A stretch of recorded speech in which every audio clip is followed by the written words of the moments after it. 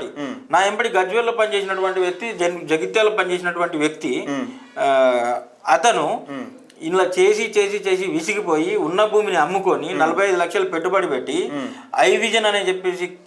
CA academy పెట్టుకున్నాడు. CA academy పెట్టుకుంటే అక్కడ వేరే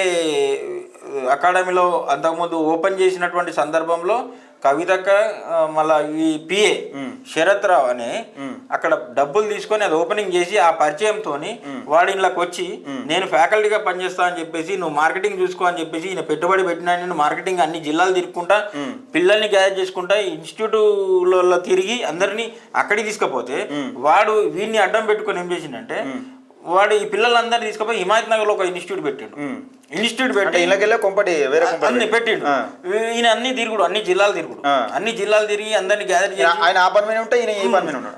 నమ్మకంతో వానికేం ధైర్యం ఇక్కడ ఉన్నాడు కదా అనే ధైర్యం, మనిషి ఉన్నాడు కదా నాకు చెప్పడానికి పెట్టిన తర్వాత ఇక్కడికి వస్తే పిల్లలు లేరు వీళ్ళు లేడు.